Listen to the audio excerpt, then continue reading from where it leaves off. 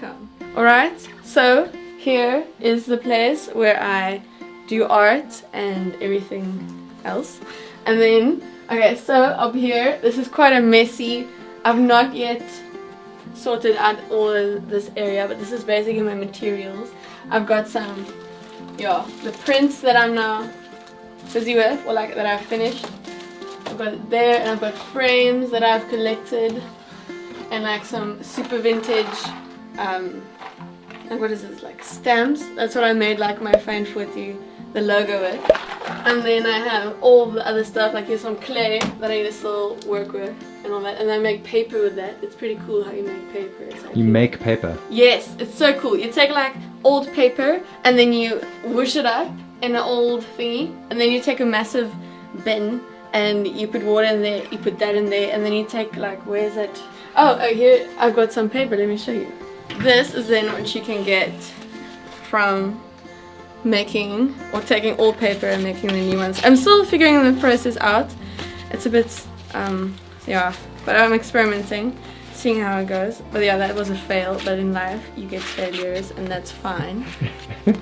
It's about the experimentation. Ooh, but like look at in life you get failures. And yes, or I call it more like you win and you learn, and that was a learning experience. But like look how cool that all that elements are, like and I also put like lavender in there and like these gold speckles. Oh yeah, this is from my mother. She was also an artist in her younger days, and it's like all these waterproof drawing ink. It's really cool. It's like I feel very cool when I use it. It's like so that's that. And then here is some more materials, because I really like to see this stuff. That's why I'll probably going on add more stuff here. But I like to see the equipment, because I have a lot of stuff going in on my brain. So then I'm like, oh yeah, I need to do lino, because the lino you carve out on like a piece of rubber, and then it was my mom's as well. So then you can do that. So then the print. Okay, so this is a bad print, like I was also experimenting, but like then you get that from this. Yeah, you use this, you carve it out, and then you take some ink. There's you get block printing ink. So yeah, so then that's how I make my linos. Art forms mesh together. That was the first one that I made. Like you can carve it out, or you need to draw it on, and then you carve out what you don't want, and then that was left. You then take a roller, and then you put the ink on there, and then you like do the press. So it's really cool, and like such a cool art form. And it's a really old art form. It's like how printing started. So it's really cool and inspiring to do that. But yeah, this is quite messy. It's like evolving all the time. This was in some other place in the house, but then yeah, I think if you come back in a month, it will probably look different. Like this couch will be here, and then I don't know. It's always changing. But this is my place where I get inspired. I look at the garden and I ponder about life. And this is my babies. These are my babies. Yeah, look at it all in all its glory. It is my pride and joy. Okay, but this one, it fell. My cat, Boki, she wanted to go out, and then she... Your cat's name is Boki? My cat's name is Boki. Yes, I quite... Yeah. Okay, yes, carry on. And this one, I'm quite proud of this one. She made a lot of babies. So I wanna... this will only do... I love the concept of using what is old and creating something new, instead of just wanting to make something new the whole time. There's already too much stuff around us, so how can we use that to create something new, like the paper? Use old paper to create new paper. And I got this rug secondhand too, and I'm really proud of it. It's like, it was 300 rand for this rug. So I was like, score. Well, I mean, I think I've always been creative. A very artsy child.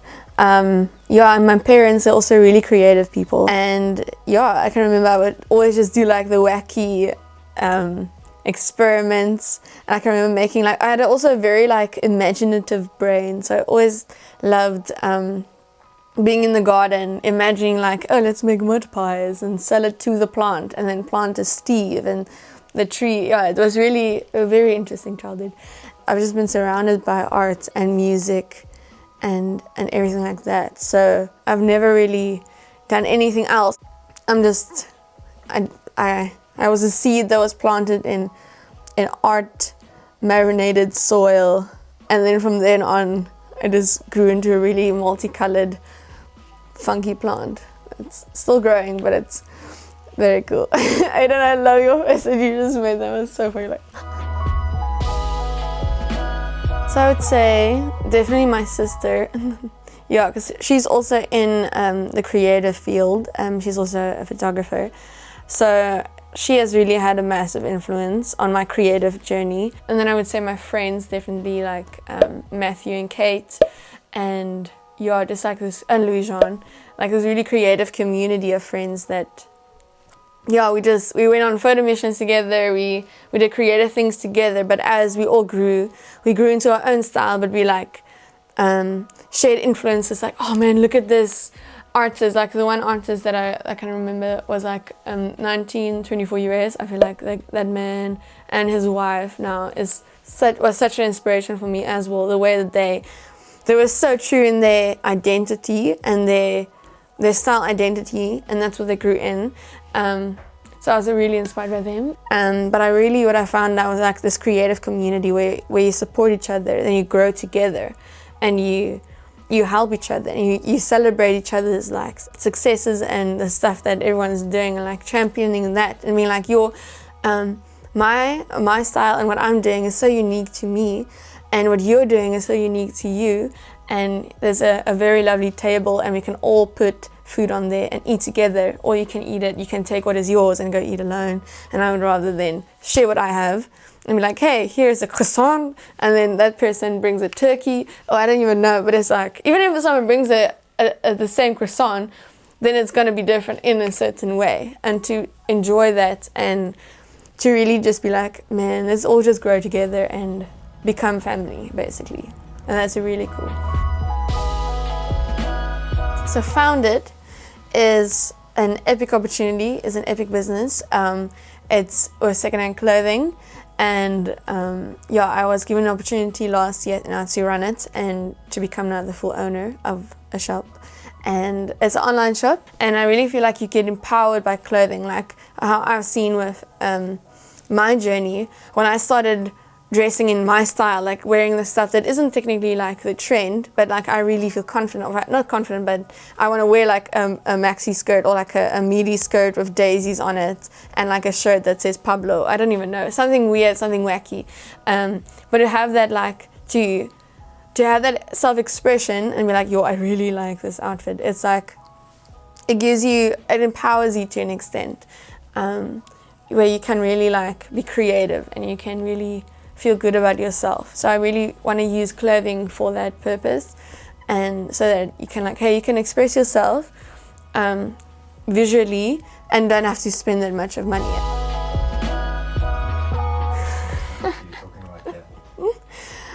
I'm not shooting with FUJI because I'm saving up for like a guitar.